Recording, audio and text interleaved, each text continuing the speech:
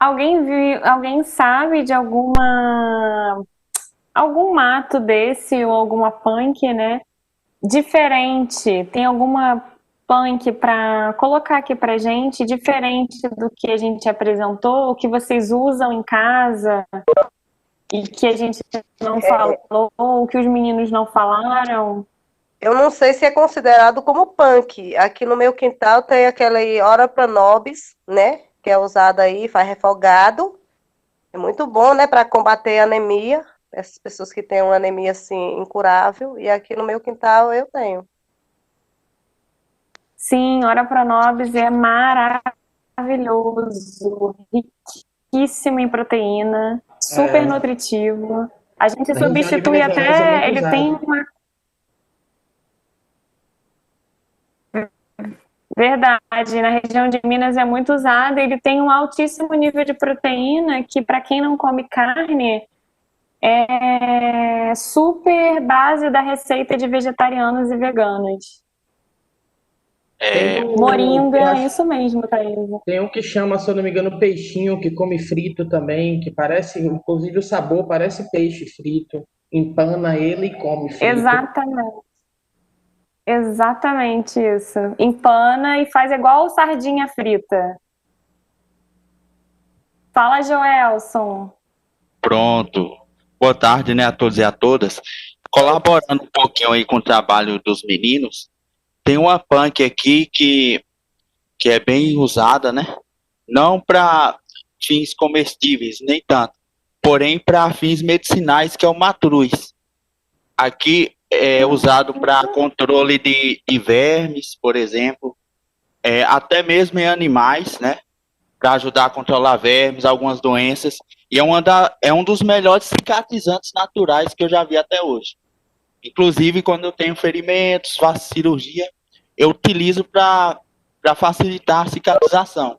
Então, os mais velhos, né, eles usavam o matruz juntamente com a banana para controlar a verme. Então, a criança não queria comer o matruz, porque ele é um pouco amargo, então misturava as sementes do matruz com a banana para a criança consumir.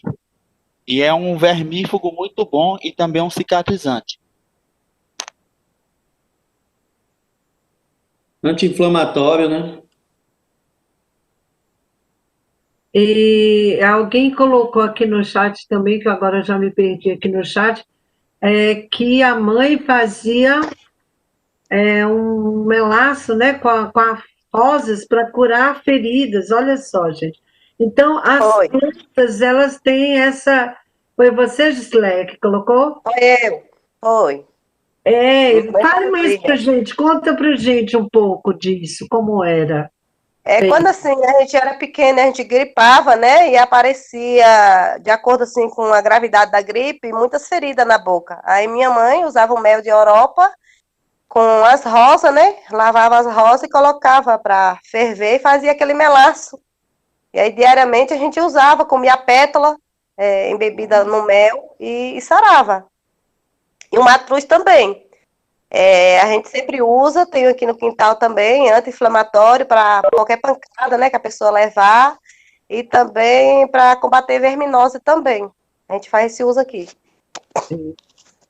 Eu queria só chamar a atenção também para a flor do ipê, que é uma florzinha amarela, né? O ipê amarelo. O ipê é uma árvore, viu, gente? Ela não é de jardim, não.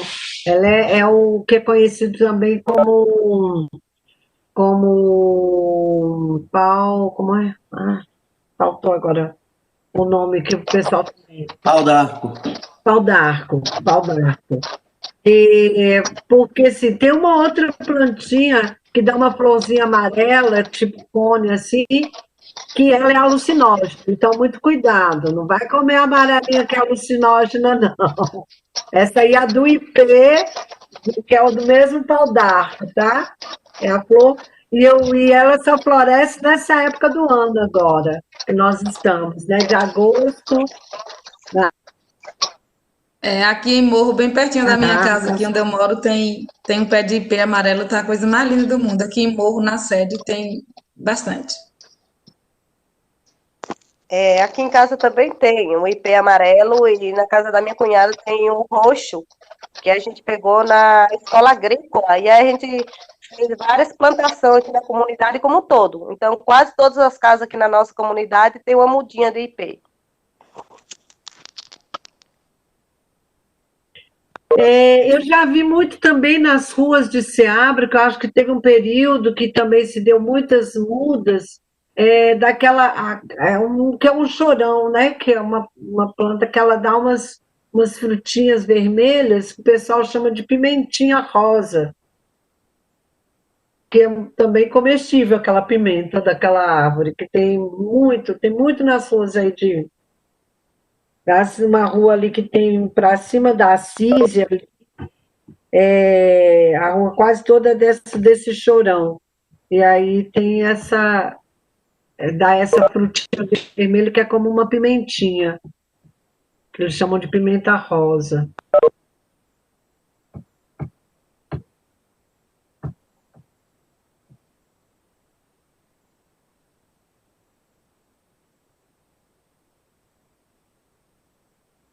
Gessé, você queria falar uma coisa, né, sobre as punks?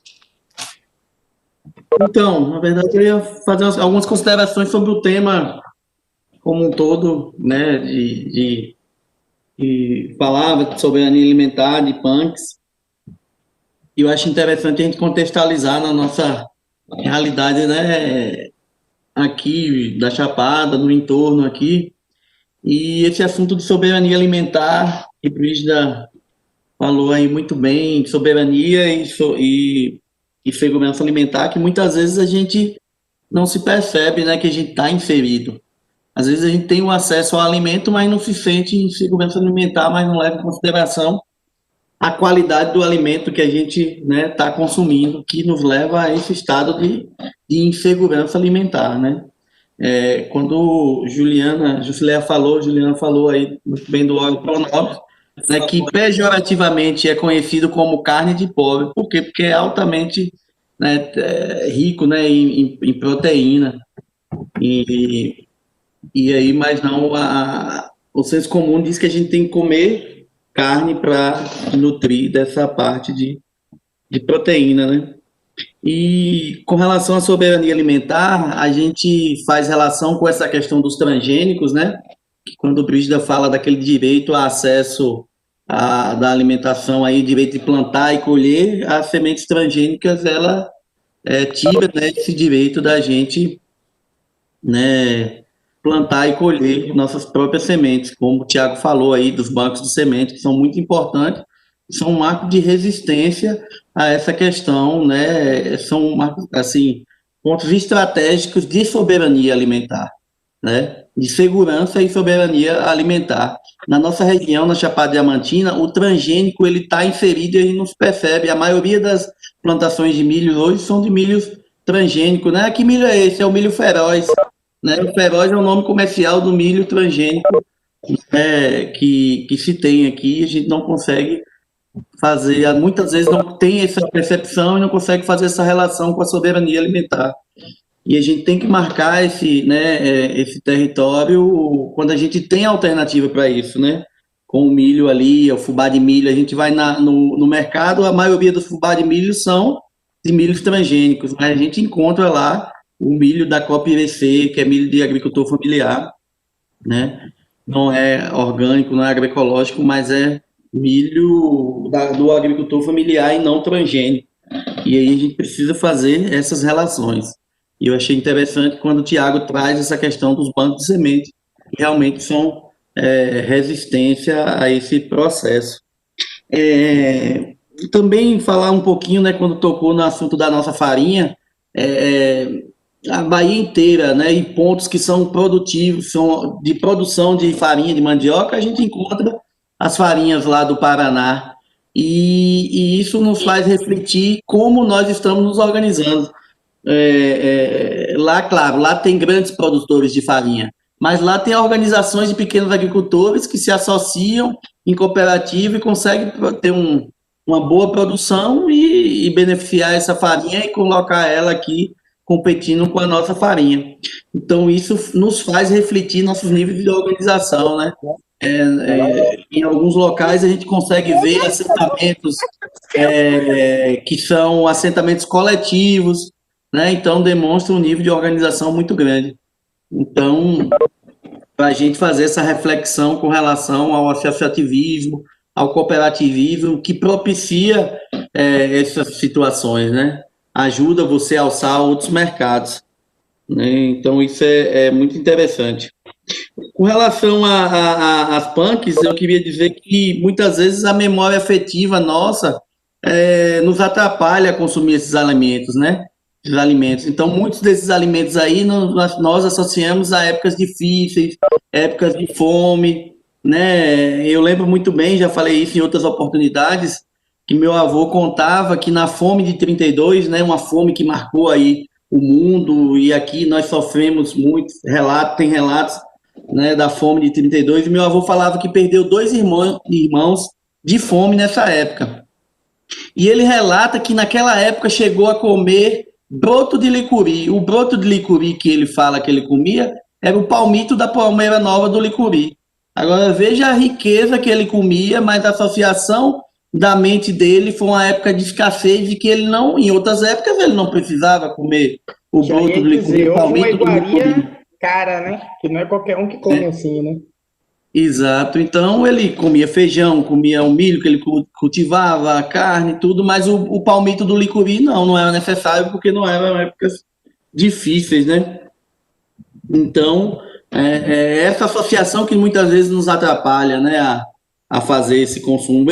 Eu que fui criado lá na roça, essa questão da palma, para a gente lá, quantas vezes eu ouvi relato, a gente cortando palma, enchendo a mão de espinho lá, e falava, rapaz, a seca o ano passado em tal lugar foi tão grande que o pessoal chegou a comer palma lá. Quantas vezes na minha cabeça é muito bem claro. Outro dia nós fomos para não sei se Joel estava presente, não sei se ele conseguiu perceber, uma palestrante falou isso, uma palestrante numa capacitação de caprinos e ovinos, ela falou que em algumas épocas de seca os humanos chegam a consumir palma. Aí né? Então, isso ainda para outras regiões é muito, muito distante. E quando eu cheguei, eu vim morar na Chapada, isso aqui é comum, né? Comum. Ontem mesmo, eu comi uma marmitex que tinha palma lá, entendeu? Então, é muito comum isso aqui. Na minha região também, Jacobina, o licuri foi fonte de renda por muito e muito tempo de muitas famílias, né? Aqui nessa região já tem tanto licuri e o pessoal não faz uso econômico do licuri, né?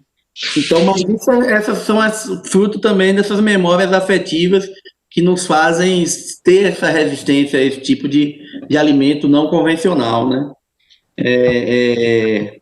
Uma coisa que eu lembrei da farinha, que naquelas regiões no oeste, no Paraná, ali no sudeste do Mato Grosso do Sul, que são regiões grandes produtoras de mandioca, lá a massa da coxinha é de mandioca, né? Então lá tem grandes produtores, aquelas coisas, e eles consomem esses alimentos. Aqui as coxinhas são todas de farinha de trigo, né?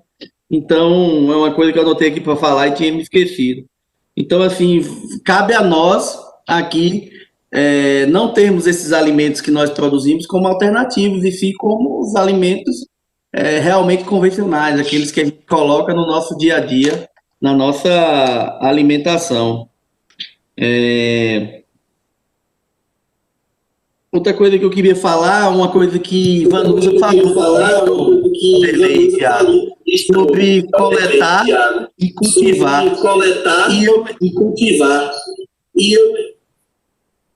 Fecha esse áudio, hein?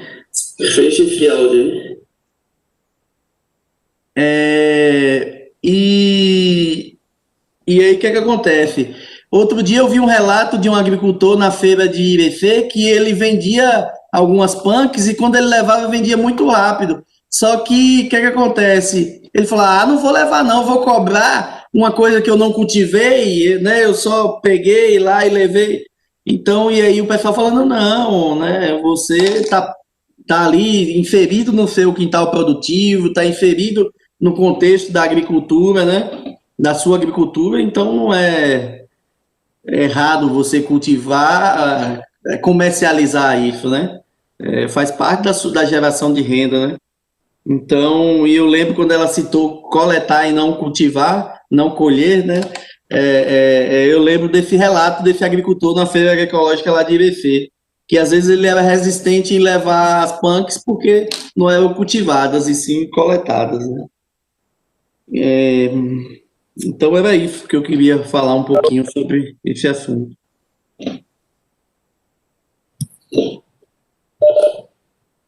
Olá. Boa tarde. Oi, boa tarde. Ninguém quer me ouvindo, não, Matheus? Oi, boa tarde. Estão me ouvindo? Estamos te ouvindo. Sou Lili da Queimada, presidente da associação. Estamos te ouvindo, sim. Pois esquecerei também, gente, que é muito conhecido, que eu sei que muita gente conhece, é o Bredo. O Bredo também, ele dá um afogado tão gostoso, e ele é por época também. E só lembrando assim, quando se fala em alimentação alternativa, às vezes tem muitas coisas saudáveis que a gente joga fora. A casca da banana dá um bife tão gostoso, mas tão gostoso, vocês não querem nem imaginar. A casca da batatinha. E assim, gente, às vezes a gente joga as coisas ricas fora, né? E come tanta coisa que não devia comer. Então, isso foi um aprendizado, uma aula e tanto. Estou copiando aqui também para passar para a minha comunidade, né, os valores, as riquezas da alimentação. Além de gostosos, né, eles são medicinais, né? É isso aí. Quero a receita do coração de banana. Viu, Brígida?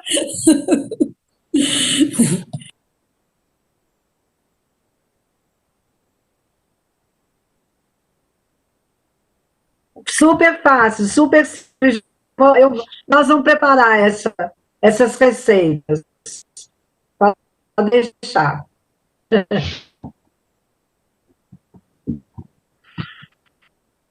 Eu compartilhei aqui com vocês no chat um guia prático, simples, que fala sobre punks. É bem simples, é uma versão simplificada, mas já tem alguns exemplos de plantas alimentícias não convencionais. Está aqui do lado, ó, do Instituto Cairós, e é bem legal, ele é bem bonito, ele é bem colorido. Tem muita imagem, enfim, e tem algumas descrições, não tem receita, mas tem algumas indicações de punks, e eu gosto desse, acho que é um bom material de referência.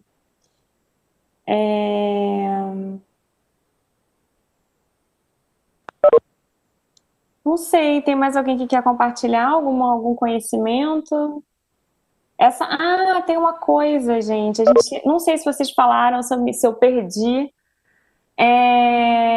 O palmito da jaca, né? Não sei se alguém falou aí. Dá para fazer recheio, o caroço da jaca, é comestível, eu já fiz também. Tem que ter criatividade, né? Porque tem muita opção. Alguém comentou aí da jaca, que eu até complementei também. Quem foi que comentou? Quem foi que comentou da jaca? Foi Nivalda da Prata de Cima. Ela comentou sobre o miolo da jaca que eles usam para fazer um empanado. Aí fica tipo parecendo frango. Sobre o caroço aí também que Juliana falou, o caroço é bem simples, gente. É só botar na panela com salzinho, cozinhou, descascou e comeu. Muito bom também. É muito saboroso.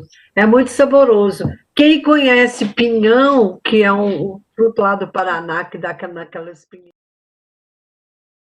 Até a Distância é uma adaptação das atividades de assistência técnica e extensão rural do Bahia Produtiva. Projeto do Governo do Estado da Bahia por meio da Secretaria de Desenvolvimento Rural do Estado da Bahia, executado pela CA, Companhia de Desenvolvimento e Ação Regional, com recursos provenientes de acordo de empréstimo com o Banco Mundial.